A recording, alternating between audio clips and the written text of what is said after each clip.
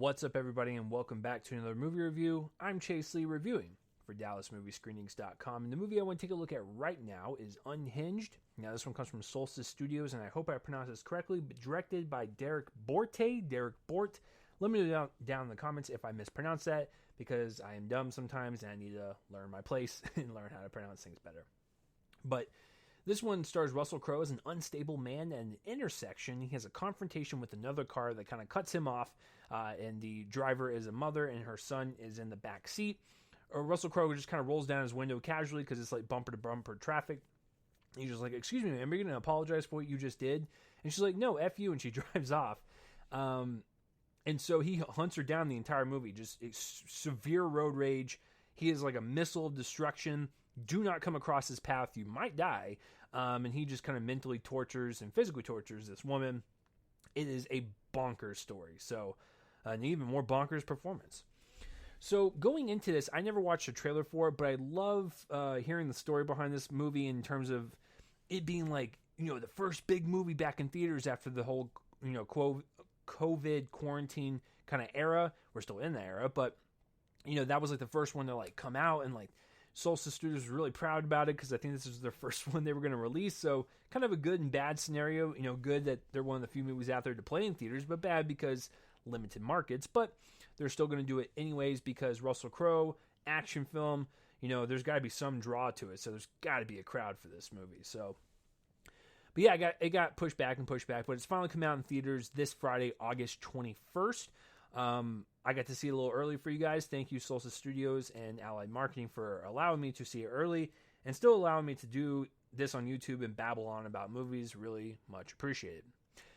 So I saw it, and I think it's just okay. It's one of those scenarios to where I don't really want to watch it again, but it also wasn't like terrible. I know how people can view it as terrible, and I'll get to that in just a second. But for me, it was just kind of like, it was fun in some parts. It was slightly entertaining. It's an hour and a half long. It was pretty breezy.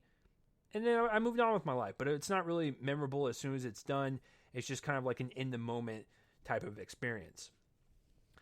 So let me start with the director, Derek, and how I think there's a couple... There's some things that work for him, and there's some things that don't.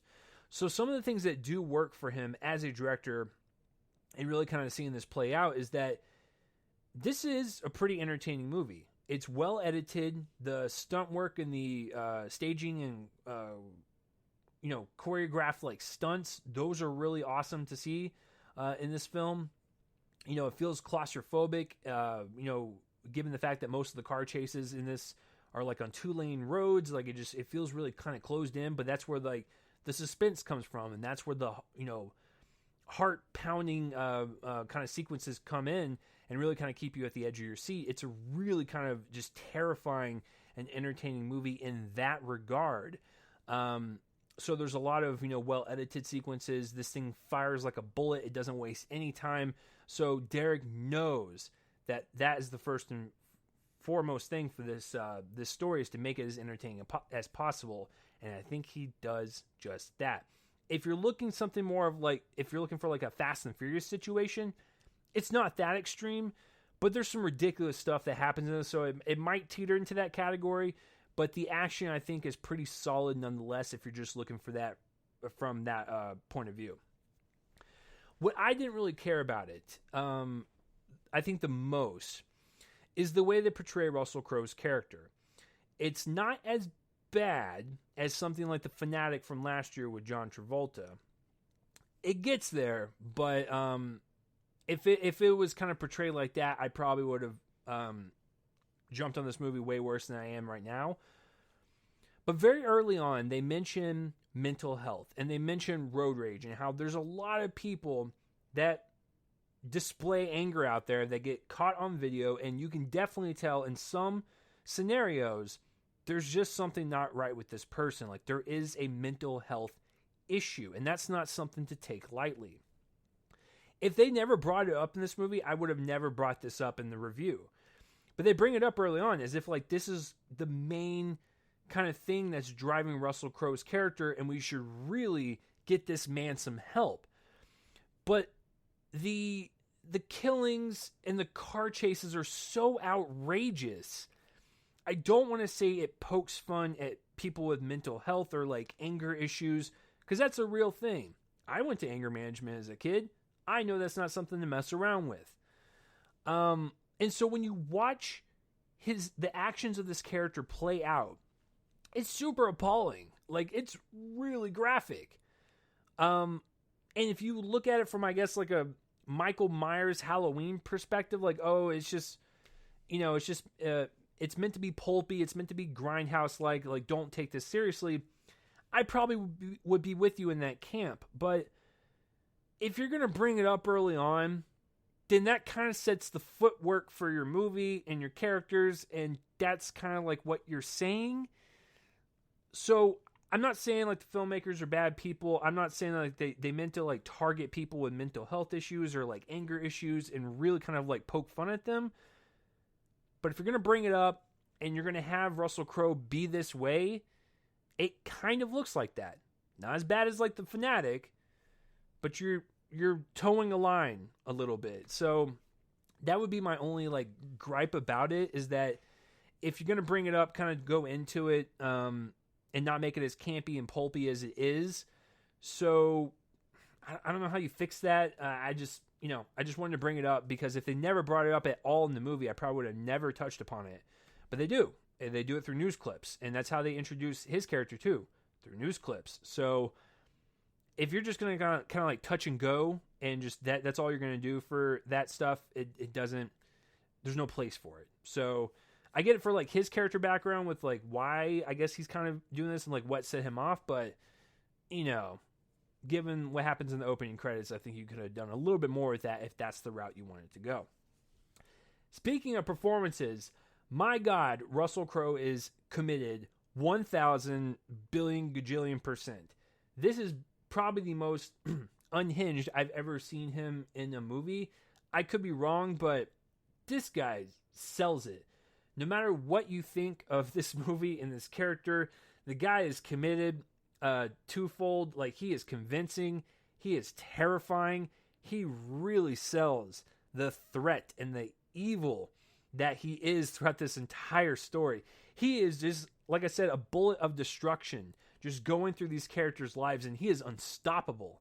He is committed to make sure everyone in his path feels pain, feels hurt for what he has gone through, and he has no remorse or no nothing. He just red vision the entire time with this guy. It's just,